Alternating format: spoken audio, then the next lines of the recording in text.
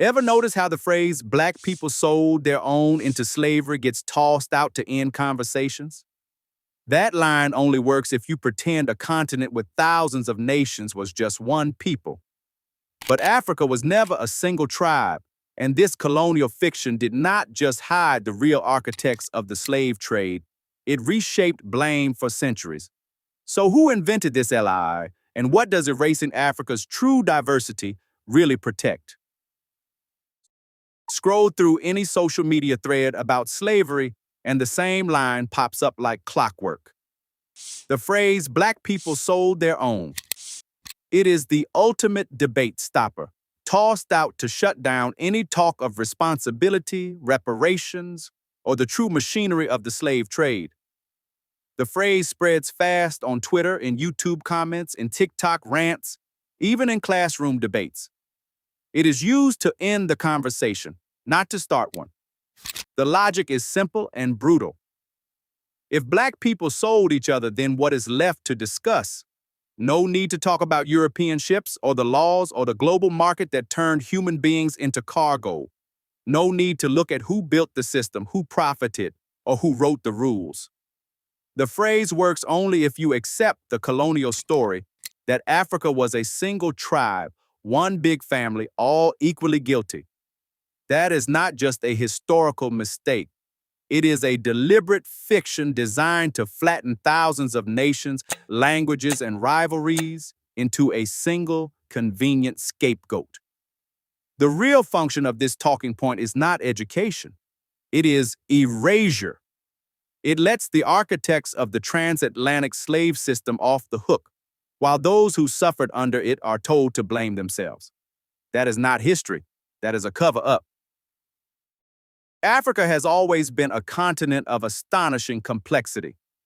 Before European ships ever touched its shores, the land was carved up by kingdoms, empires, city-states, and clans, each with its own language, laws, and way of life. The Yoruba built sprawling cities in what is now Nigeria.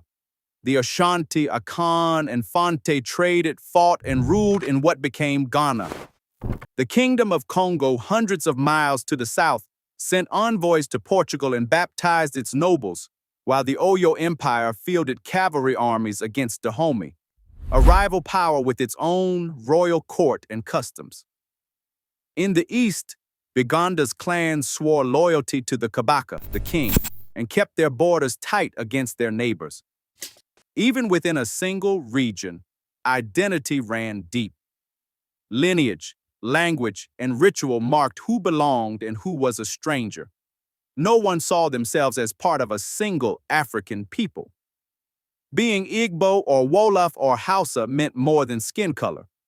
The borders between groups were real, sometimes enforced by walls, sometimes by war.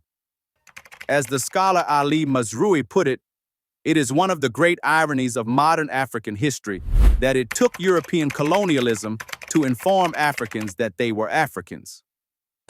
Before that, the continent was a mosaic, not a monolith. To claim otherwise is to erase thousands of nations and centuries of history with a single, careless phrase. Inside the walls of African kingdoms, captivity did not mean erasure.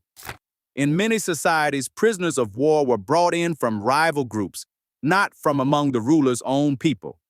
These captives could be adopted, married, or eventually set free. Their children were often absorbed into the community, not doomed to a permanent inherited status. The lines between subject and stranger were drawn by language, allegiance, and kin, not by skin color. This was a system with its own rules, limits, and yes, its own forms of mercy. But when European merchants arrived with ships and guns, those rules were pushed to the breaking point. No one felt this pressure more than King Afonso I of Congo. In 1526, Afonso wrote desperate letters to the King of Portugal, demanding an end to the chaos unleashed by foreign traders.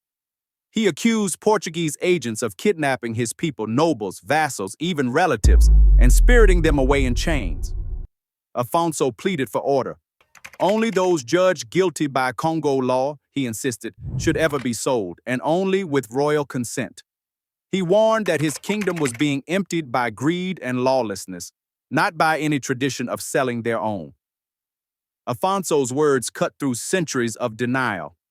Here was a king, a Christian ally begging for protection against European overreach. He drew a clear line between the legal captivity of outsiders and the illegal seizure of his own subjects. The record is plain. Africans did not simply hand over their neighbors.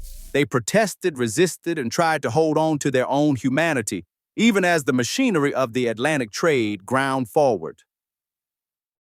By the mid-1400s, Europe had set the rules for a new kind of slavery. The Vatican issued papal bulls like Dum Diversas and Romanus Pontifex, granting Portugal the right to capture, enslave, and trade any non-Christian peoples they found. These documents did not just bless conquest, they created a legal category for perpetual bondage. In the paperwork, Africans were labeled pagans, infidels, and soon enough Negroes. That single word, imported from Iberian law, collapsed hundreds of nations into one status: property. Ledgers, shipping contracts, and royal charters treated the word Negro as both color and commodity. European companies took this logic global. The Royal African Company, the Dutch West India Company, and their rivals built coastal forts like Elmina and Ouidah. These were not simple trading posts. They were factories for human export, complete with holding pens, branding irons, and account books. Bureaucrats in London and Amsterdam tracked bodies by the hundreds, erasing Iwe, Yoruba, and Akan, and replacing them with a single line: Negroes shipped. The kingdom of Dahomey, once known for absorbing captives into its army and rituals, adapted to this new market. By the early 1700s, its rulers waged wars not just for territory or tribute, but to produce captives for European buyers. People who might once have become dependents or soldiers were now marched to the coast, locked in barracoons, and traded for guns and cloth. The European engine did not just buy what was already there. It created a demand so relentless that local systems bent and broke to feed it. The Atlantic trade was not a natural extension of African practice. It was a machine, designed in Europe, that turned people into cargo and erased nations with a single stroke of the pen. When France invaded Germany, no one called it white people attacking their own.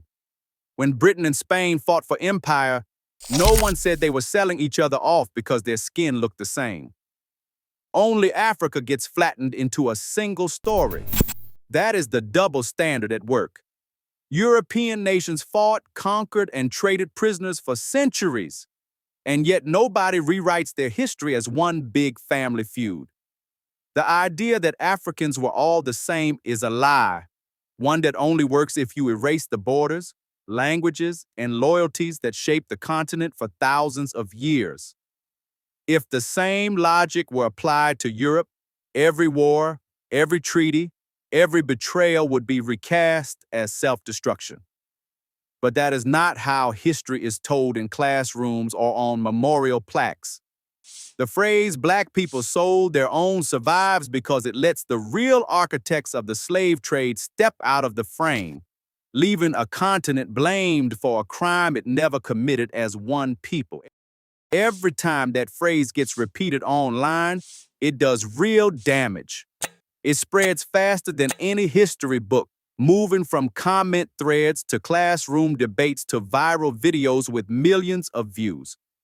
The effect is always the same. It shuts down hard questions about reparations. It blocks honest talk about who built the wealth, and it plants seeds of doubt across the diaspora.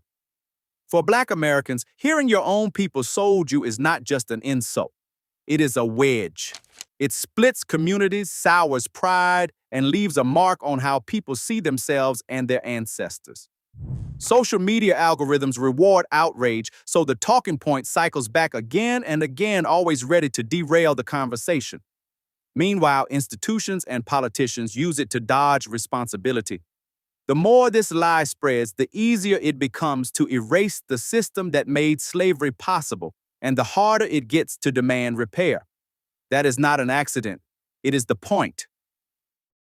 Today, the lie persists because it serves a purpose, erasing the architects of the slave trade and blaming its victims. As long as we accept a colonial fiction of African sameness, we shield the truth. History gets rewritten unless we decide whose story has the final word. Join the conversation below.